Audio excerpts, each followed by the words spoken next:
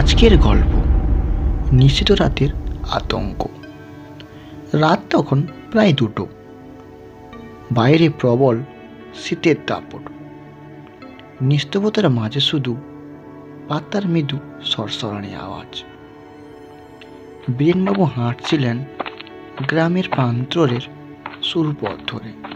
তখন চারিদিকে কুয়াশার আস্তরণ ছিল। আলো আঁধারের খেলা চলছে। কেমন যেন একটা অদ্ভুত অনুভূতি হচ্ছিল। মনে হচ্ছিল কেউ যেন পিছন থেকে তাকে অনুসরণ করছে। বীরেনবাবু খুবই সাহসী মানুষ। তিনি একবার পিছন ফিরে দেখলেন, কেউ নেই। নিঃশব্দে আবার হাঁটতে লাগলেন। কিন্তু কয়েক কদম যাওয়ার পর পায়ের তলার মাটি যেন হিম হয়ে এলো। এবার সে স্পষ্ট শুনতে পেল যেন কেউ কুয়াশার মধ্য দিয়ে ধীরে ধীরে হাঁটছে। তিনি ভয় পেয়ে দ্রুত পা বাড়ালেন।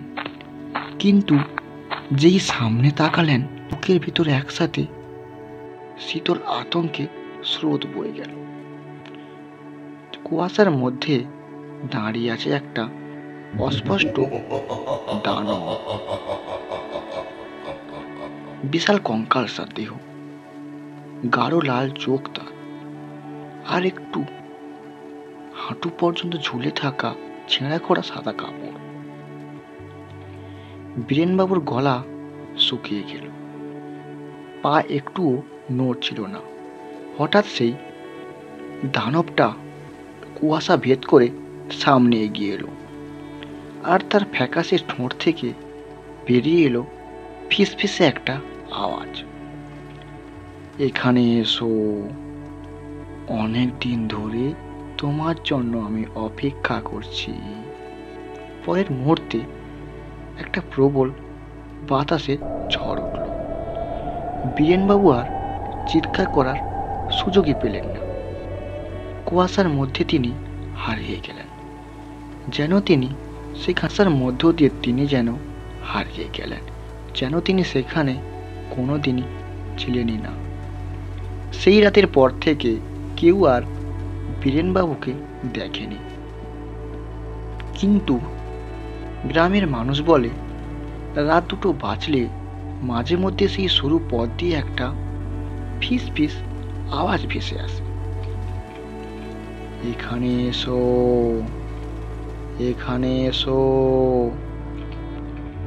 গ্রামের মানুষজন ভয়ে সেই রাস্তা দিয়ে হাঁটাও বন্ধ করে দিয়েছিল। রাত্রের অন্ধকারে অনেকেই নাকি শুনতে পেয়েছে সেই একই ফিসফিসে ডাক, এখানে এসো, এখানে এসো। কিন্তু কেউই সাহস করে ওদিকে যাওয়ার কথা ভাবতেও পারতেন না। তবে হরিহর কাকা গ্রামের সবচেয়ে বয়স্ক মানুষ। তিনি বললেন, এই জায়গায় বহু বছর আগে এক ভয়ঙ্কর ঘটনা ঘটেছিল।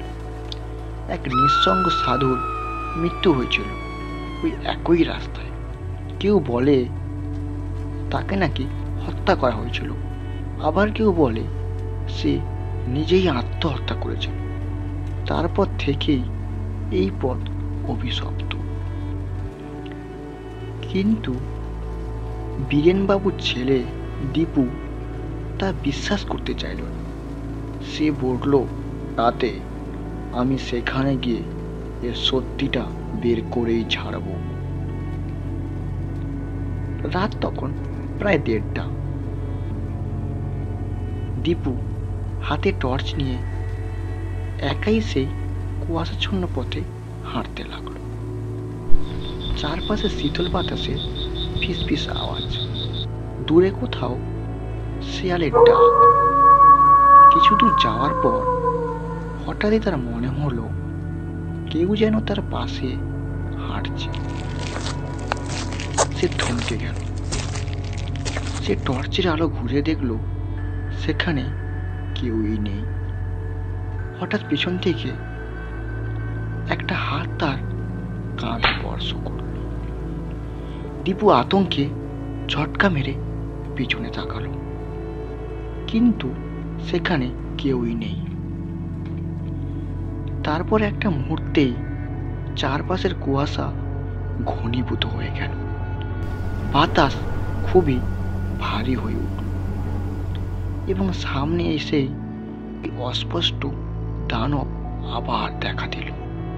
ভয়ঙ্কর লাল চোখ, ছেঁড়া করা সাদা কাপড়, আর সেই শীতল ফিসফিসে আওয়াজ, তুমি এসেছো অনেক দিন পর।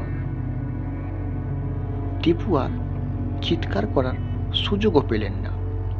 তার চারপাশের কুয়াশা ক্রমশ গাঢ় হয়ে গেল, আর সে ধীরে ধীরে পুরোটাই তলিয়ে যেতে লাগলো এক অদৃশ্য অন্ধকারের মধ্যে। কিছু লোক বলে দীপুকে এখনো খুঁজে পাওয়া যায় না, কিন্তু সে প্রতি নিষিদ্ধ রাতে সেই অভিশপ্ত পথের কুয়াশা এক নতুন ফিসফিসে আওয়াজ ভেসে আসে, তুমি এসেছো, তুমি আবারও এসেছো। দীপুর নিখোঁজ হওয়ার পর পুরো গ্রাম ভয়ে আর আতঙ্কের পুরো চাদরে ঢেকে গেল।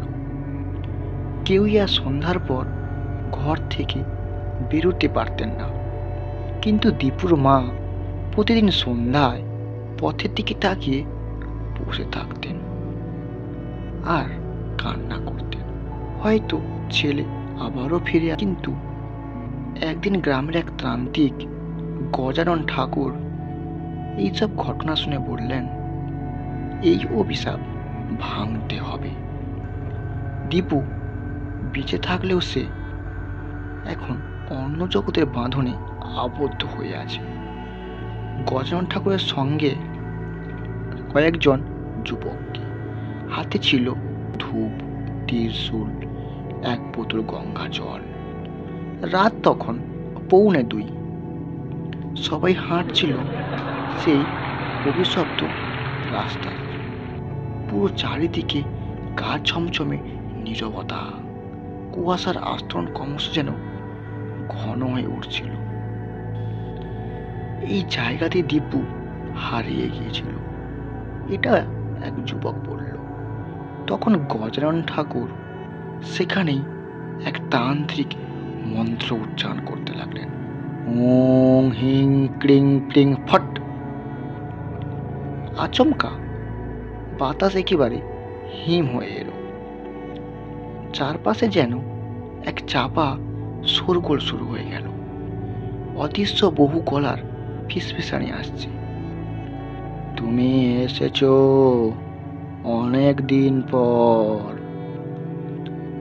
তারপর কুয়াশার মধ্যে একটা ছায়ামূর্তি ফুটে উঠল। সেই একই লাল চোখ, সেই ভাঙাচোরা কাপড়। তখন গজানন ঠাকুর জোরে এক হাতে ত্রিশূল ধরে বললেন, তুই কে?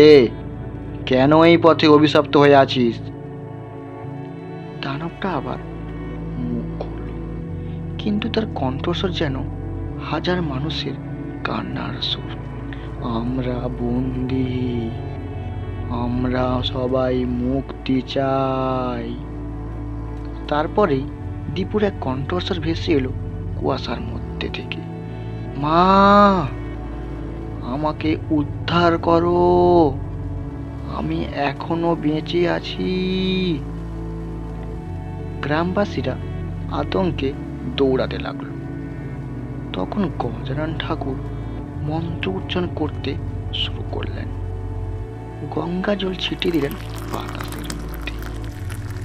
সঙ্গে সঙ্গে একটা বিকট চিৎকার শোনা গেল, যেন বহু আত্মা একসাথে কষ্ট পাচ্ছে। পরদিন সকালে গ্রামের মানুষ সেই পথ ধরে এগিয়ে দেখল দীপু অচেতন অবস্থায় পড়ে আছে। সে ধীরে ধীরে চোখ খুলল, কিন্তু তার মুখ পুরো ফ্যাকাশে হয়ে আছে। তারপর কাঁপা গলায় সে বলল, ওরা এখনো আছে, অভিশাপ এখনো কাটেনি। দীপুকে উদ্ধার করে সবাই গ্রামে নিয়ে এলো। সে তখন অবশ হয়ে আছে, ফ্যাকাশে মুখে ফ্যাল ফ্যাল করে তাকিয়ে আছে। তার মা কেঁদে ফেললেন, কিন্তু দীপু কোনো প্রতিক্রিয়া দেখালো না। তখন গজানন ঠাকুর দীপুর কপালে ভস্ম ছিটিয়ে দিলেন এবং বললেন, ও এখনো সম্পূর্ণ মুক্ত হয়নি। তার শরীরের অন্য এক জগতের ছায়া মিশে আছে। কি বলতে চাইছেন ঠাকুর? গ্রামের প্রধান জিজ্ঞেস করলেন। তখন গজানন ঠাকুর চুপ করে দীপুর চোখের দিকে তাকালেন, তারপর ধীরে ধীরে বললেন, এটা শুধু একটা অভিশাপ নয়, এটা একটা প্রতিশোধ। বহু বছর আগে এই জায়গায় কিছু ভয়ঙ্কর অপরাধ হয়েছিল, তাই আজও প্রতিশোধ নিতে আসছে। গ্রামে পিত হরিহর কাকা থরথর করে কাঁপতে কাঁপতে বললেন, আমি জানি কি হয়েছিল। ওই পথের ধারে এক সময় এক পুরনো কুঠি ছিল। সেখানে বাস করত ঠাকুর মশাই হরিপদ সেন। লোকটি ছিল নিষ্ঠুর, নির্মম। সে অনেক দরিদ্র মানুষকে ঠকিয়ে তাদের জমি কেড়ে নিয়েছিল। কেউ প্রতিবাদ করলে তাদের নির্জন রাতে মেরে ফেলত। সবাই হতভম্ব হয়ে শুনছিল। এক রাতে গ্রামের কয়েকজন বিপ্লবী চুপি চুপি সেই কুঠির সামনে এসে পড়ে এবং তার প্রতিশোধ নেয়। তারা হরিপদ সেনকে বন্দি করে কুঠির ভেতরে আগুন ধরিয়ে দিয়েছিল। সেই রাতের আগুনে শুধু সে নয়, আরো কিছু নিরপরাধ লোকও পুড়ে মারা গিয়েছিল। সবাই কথা শুনে শিউরে উঠল। তখন গজানন ঠাকুর চোখ বন্ধ করে পড়লেন, সেই অতৃপ্ত আত্মারাই আজও এই পথে ঘুরে বেড়ায়। তারা কারো আত্মাকে ধরে ফেলে নিজেদের দুঃখের ভার শেয়ার করার জন্য। আবারও নিশ্চিত রাত। গজন ঠাকুর বললেন, আমাদের আবার সেই অভিশপ্ত পথের কাছে যেতে হবে, যেখানে পূর্ণিমার রাতে আত্মাদের মুক্তি দিতে হবে। তাহলে তারা একে একে আর অন্যকে টেনে নেবে না আমাদের জগৎ থেকে। রাত বাড়তে লাগলো। দীপু শুয়েছিল, কিন্তু হঠাৎই সে অদ্ভুতভাবে কেঁপে উঠল। তার ঠোঁট নীল হয়ে গেছে, চোখের তারা বিস্ফোরিত। তারপর সে নিজের অজান্তেই বলে উঠল, ওরা আসছে, ওরা আসছে, আজ রাতেই ওরা আসছে।